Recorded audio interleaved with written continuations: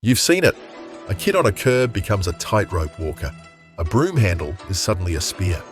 A living room fort turns into a cave with monsters that need careful, whisper quiet sneaking past.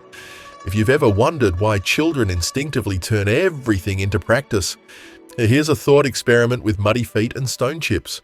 What if this isn't just play, but training? Ancient, durable, and tuned for a world where balance, patience, and stealth kept you alive. So the core question: what did Stone Age children do all day? Short answer: likely more than we give them credit for, and less than the tidy timelines in school books.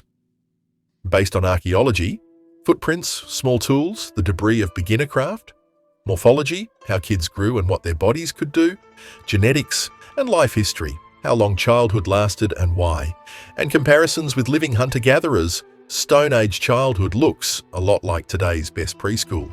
But outdoors, muddier, and with sharper feedback. Think tiny tools, copied movements, and games that quietly teach three critical skills: balance, moving safely over logs, rocks, and ice; patience, waiting, watching, taking turns; and stealth, approaching without being seen or heard. The days were not a child-sized version of adult labor. They were laboratories where play was the method and competence the outcome. Let's start with footprints, because they're honest. Where a foot goes, a story follows. Archaeologists have found ancient trackways that include the small prints of juveniles walking alongside taller companions, or darting off where adults kept a line. At Latoli in Tanzania, roughly 3.6 million years ago, hominin prints preserved in volcanic ash include both larger and smaller feet. Almost certainly not our species, but evidence that moving in mixed-age groups is very old. At sites such as Matalascañas in southern Spain, about 100,000 years ago, researchers identified a range of footprint sizes crossing wet sands. Interpretations vary, but a plausible reading is a multi-age group negotiating dunes and puddles. Those prints aren't silent. They murmur, tag along, watch your step, and try keeping up. Carves add a different layer. In several decorated caves in Europe, not only do we find art, we find evidence of children moving through dark spaces with light in hand. In Italy's Basura cave, late Upper Paleolithic footprints, knee marks, and finger traces suggest that a small band, including youngsters, explored, crawled, and left trails of soot and touch in chambers far from daylight. In Ruffignac, France, finger flutings, wavy lines drawn with fingertips in soft cave deposits, have been analysed for finger width and spacing. A portion appear to have been made by children. The point isn't that kids were the artists of Paleolithic Europe. The point is that children likely went into caves with adults, carried torches, observed ritual behaviours, and, crucially, practiced moving in the dark, staying quiet, and following instructions in environments where a mistake was dangerous. That's stealth as curriculum. Outside the caves, we find the archaeology of trying. Beginner nappers, stone tool makers, leave distinctive messes. When you first strike flakes from a core, you tend to make mistakes. Step fractures, hinge terminations, crushed platforms, irregular flake scars. Clusters of such novice signatures occur at some sites alongside expert-made tools. It's not proof that the novices were children; teenagers and adults learn too. But in many living hunter-gatherer communities, kids start imitating craft early, producing small, dull flakes that could slice a reed or scrape a stick, then graduating to functional microblades as skill and strength grow. Scaled-down artifacts also pepper the record. In a few late prehistoric contexts worldwide, and in many recent traditional societies, we find miniaturized bows, darts, and harpoons that are too small for efficient adult use, but just right for training hands and eyes. In Stone Age Europe, wood and sinew rarely preserve, so direct finds of children's bows are scarce to non-existent. Still, it's reasonable, based on analogies and the limited preserved pieces, that youngsters practiced with lighter weapons while adults carried full-size versions. A small bow is like a violin in kid-sized hands. You can learn the motions without wrecking your shoulders. What about balance? Some of our best pictures of children balancing come from footprints again, on narrow ridges of ancient dune faces and along wet, slippery channels. But the real evidence is in the body map evolution left us. Human children have a long developmental runway, especially compared with other primates, before their growth plates fuse and adult muscle forces lock in. During that time, neuromuscular systems are plastic, read quick to learn, quick to forget, and repeated movement refines internal models of how to stay upright on uneven ground. In archaeological terms, we can't put a GoPro on a Pleistocene kindergartner, but we can say that extended childhood, shown by growth patterns in fossil teeth and bones, provided the time needed for thousands of low-stakes trials, log crossings, rock hopping, creek fording. Balance isn't a skill so much as a book the body writes bit by bit. Play is the pen. Patience leaves subtler traces, but small waiting games echo in ethnography and in the practical demands of foraging. Children in many hunter-gatherer groups today play watch-and-wait games, staring contests with lizards, listening games where everyone tries to pick out a bird call, or seed-sorting races that reward careful fingers over speed. Some games are almost comically quiet. The winner is the one who doesn't move when a fly lands. None of this fossilizes, but when we find caches of tiny drilled beads at Upper Paleolithic sites, we see the handiwork of people who valued fine motor control and extreme patience. Who learns to thread delicate shells and carve neat grooves? Usually not novices. Yet apprenticeship must have occurred somewhere. Children likely did the equivalent of stringing acorns, braiding grasses, and learning to sit still with older people who had stories to tell and hands that never stop working. Patience is contagious in a room where every adult's hands are busy. Stealth? Part of stealth is simply knowing what loud is. In windy grasses, your footsteps vanish. On frozen crust, they snap. Evidence for stealth training hides in the scaled problems children plausibly solved. In regions with waterfowl, small practice darts, paired with observation at reed beds, let kids learn angles and timing without risking the family's dinner. In forests, mimicry games, follow my step, place your foot where mine went, teach both pathfinding and foot placement. Anthropologists working with foragers from the Hadza of Tanzania to the Asha of Paraguay report that children often make their own hunts, not for big game, but for birds, frogs, grubs, and honey, mirroring adult behaviors in microcosm. Archaeologically, the remains of small prey, bones of birds, rodents, fish, are common in Stone Age middens. Disentangling children's take from adults is difficult, but mixed assemblages remind us that survival was a team sport with diverse contributions. The copying part is key. Children are world-class imitators, and that cognitive habit shows up in the debris of daily life. In bone-working areas from Upper Paleolithic Europe, we sometimes find half-finished points with irregular grooves and overshot scrapes, classic learning scars. In shell ornament workshops, the neat, standardized beads sit beside misdrilled or broken specimens. At hearths, there are tiny flint flakes dropped where a child sat, watching an adult retouch a blade and trying with smaller hands to echo the rhythm. If you've ever watched a kid help with cooking by stirring an empty pot beside the real one, you've basically watched a scene from 20,000 years ago. The presence of child-sized seating rings, soot shadows of stones around small hearths, is speculative and controversial, but many sites have multiple fire features in proximity, which would have created social space, where watching and copying made sense. Learning, unlike art, is rarely monumental. It is common, messy, and everywhere. Now, where does genetics come in? Not in the cartoonish way, no sneak gene somewhere blinking on, but in the broader life history architecture. Humans appear to have evolved an unusually long childhood, a long adolescence, and even a post-reproductive lifespan. features that, together, make room for extended learning and tutoring. Evidence for long childhoods comes from microscopic growth lines in teeth, like tree rings, that mark enamel deposition and can be used to estimate ages at death and developmental tempo. Compared to earlier hominins, and probably to Neanderthals, though the exact differences are debated, Homo sapiens show a pattern consistent with prolonged maturation. That extra time is an investment, brains that stay plastic longer, bodies that practice longer. Genetics at population scales shapes that timeline by tuning metabolic budgets, how many calories can be devoted to a growing brain versus a running body, and by setting the pace of development that culture then fills with content. In plain terms, our species seems built to give children time to be children in a way that benefits hunting, gathering, and social life later.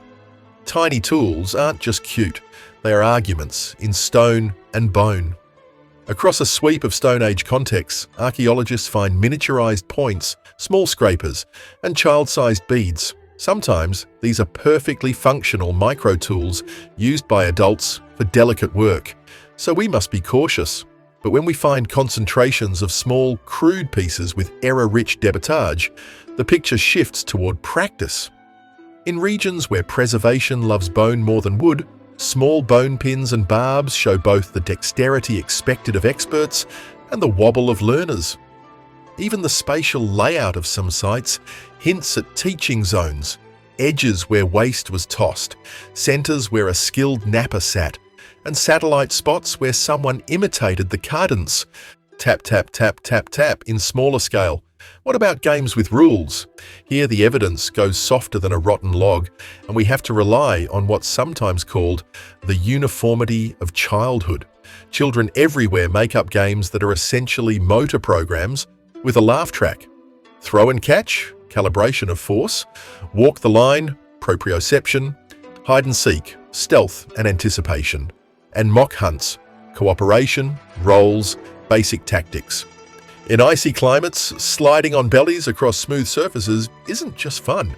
It's a rehearsal for moving quietly on thin snow. In grasslands, lying still until the wind rises teaches when sound is masked. No one carved those rules into bone.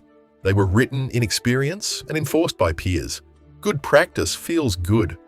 Some of the earliest toys in the archaeological record, spinning discs, rattles, may have had ritual uses too.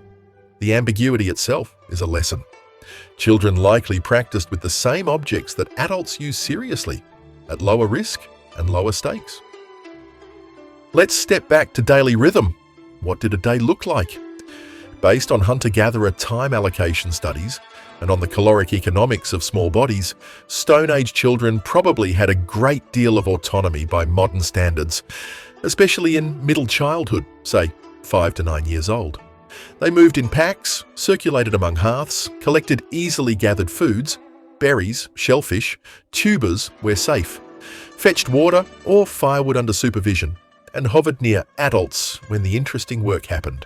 Hide scraping, sinew rolling, haft mending, net making, plant processing, small chores punctuated long runs of play work, with play now doing rebranding as learning by doing without being yelled at.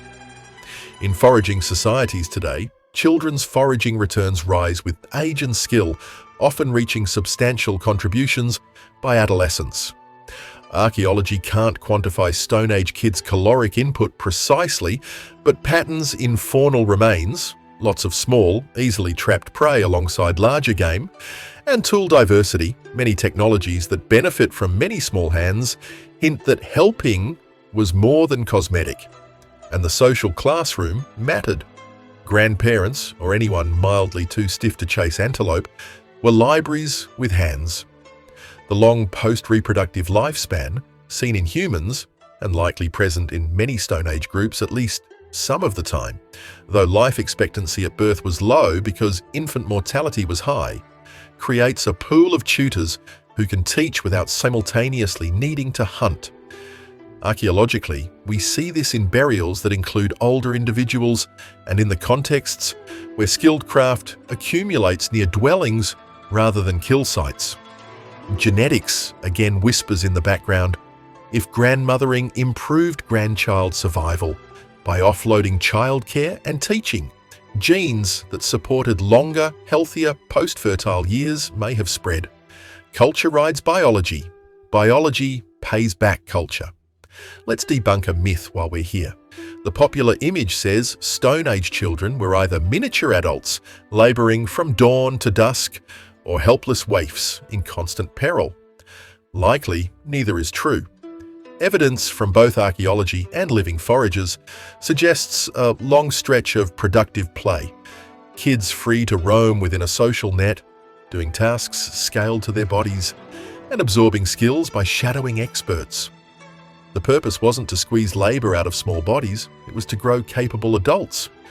A more accurate cartoon would show a child stalking a grasshopper with solemn intensity, while an aunt nearby replants a hearthstake and pretends not to watch, but listens for the snap of success. What's supported by data? Footprints in caves and on ancient shores tell us children were present in varied terrains and often moved with adults, sometimes in darkness, implying active participation, not sequestration. Finger flutings and soot traces suggest kids engage with symbolic spaces. Assemblages with Novus flint-knapping debris indicate places where learners practiced, paralleling ethnographic accounts of children imitating craft. Growth lines in teeth and skeletal development patterns support the claim that human childhood is long relative to other primates, consistent with an extended learning period. Finally, ethnographic parallels provide robust models for how play trains skills, though by definition, these are analogies, not photographs of the past. What remains unknown? Almost everything delicious. We don't know the exact rules of their games, the songs they sang to time their steps, the jokes they told about adults who tripped in streams. We can't say how much time they spent helping versus roaming, or how responsibilities varied by season, kin group, or local ecology. We can't be sure whether a given mini-tool was a toy, a ritual object, or a specialized adult implement. And we certainly can't hear the whispered training cues that turned hide-and-seek into the first stealth lesson. Archaeology is excellent at finding hard things, tools, bones, hearthstones, and poor at catching laughter. Why balance, patience, and stealth specifically? Because they are upstream of everything. Balance is safety. You don't break a leg on the way to water. Patience is food. You catch more when you can wait without fidgeting the opportunity away. Stealth is permission. You're allowed into the animal's bubble, into the other team's circle, into the moment when something happens. These are meta skills, and they scale with practice. They carry over into non-hunting tasks too, quietly weaving a tight net, sitting still to coax a coal from a bow drill ember, creeping up on your little brother and scaring the life out of him purely for scientific purposes. Let's circle back to tiny tools and copying adults. Imagine a late afternoon by a river. Adults are scraping hides, the air smells like damp willow, and loons are complaining upstream. A child squats beside a small pile of chert flakes, tongue between teeth, trying to repeat a motion seen 100 times. Angle, pressure, pop. The flake is ugly, the next one is better. Nearby, another kid is balancing across a drift log, arms out, knees soft, while a third coaxes a sparrow closer by pretending to ignore it. Nothing here looks like school. Everything here is school. If you're smiling because it sounds familiar, good. That curb at the grocery store. It's a fallen log over a creek in slow motion. The quiet game you used to get through dinner, a lesson in how to wait out a flighty bird. Whispered rules of tag, a primer in prediction and evasion. Even the irresistible urge to make tiny versions of adult tools, a cardboard laptop, a toy broom, a small bough from a springy branch, isn't cute for its own sake. It's how hands bargain with a world that's too big by building a world that fits. There's a lightly ironic twist to all this. We tend to imagine progress as escaping the old curriculum. No more hunger drills, no more stealth tests. But watch any playground and you'll see the syllabus persists. The monkey bars still teach grip and swing, shoulder strength, risk assessment. The line games still teach balance. And the social dance of who goes next still punishes impatience. We've traded antelope for soccer balls and reed beds for kick scooter ramps, but the underlying skills are ancient. Play is not the opposite of serious, it's the low-cost prototype of serious. One last pass through the evidence, with careful hedges. Child presence in caves, supported by footprints, hand-foot size estimates, soot and finger flutings. Interpretations vary, but the conservative reading is, kids were there sometimes, with adults. Novice napping, supported by error patterns in debitage. Who the novices were is uncertain, but learning clearly occurred on site. Miniature gear, sometimes training tools, sometimes ritual or adult micro tools. Context is king. Life history, supported by dental histology and comparative primate data. Precise differences with other hominins continue to be debated.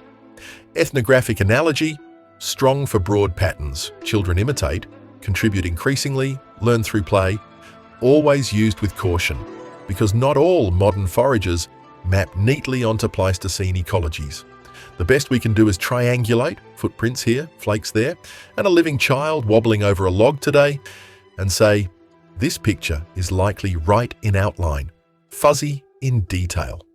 So what did Stone Age children do all day? They rehearsed being competent humans in a landscape that graded their homework. They turned sticks into spears and logs into tightropes. They listened with their whole bodies until the wind covered their steps. They waited, failed, tried again, copied, laughed, and gradually wove adult skills into their bones.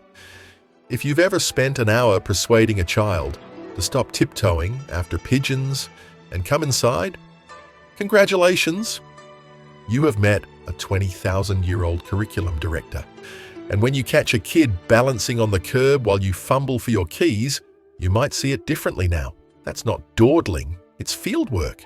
The street is a savanna in miniature, the curb a fallen acacia, the parked cars a herd with blind spots. If you look closely, you can almost see the footprints that lead from the cave wall, past the hearth, down to the water's edge. Small beside big, always overlapping. What the data support? Children were present and active in varied environments. Footprints and finger flutings. Learning happened in proximity to skilled adults, novice tool debris near expert tools, and human childhood likely lasted long enough to make play learning the main engine of skill acquisition, dental growth, and comparative life history. Ethnographic studies of foraging children today bolster this picture. Kids copy adults, use scaled gear, and play games that map onto real tasks. What remains unknown, the exact content of games, the precise time budgets of work versus play, and object purposes in ambiguous cases, toy versus ritual versus specialized adult tool. We also can't securely assign every novice artifact to a child or every miniature to training. And we sometimes lack preservation of the wooden and fiber technologies that probably dominated children's practice. So yes, when a broom becomes a spear and a hallway becomes a stealth course, that's the Stone Age whispering again. Takeaway. Play wasn't downtime. It was the main training loop, tiny tools, careful copying, and games that built balance, patience, and stealth. Takeaway. The footprint trail is clear enough to follow. Kids learned by doing near-skilled adults, but the exact games and rules are lost, inviting us to notice the ancient curriculum still alive on curbs, logs, and playgrounds.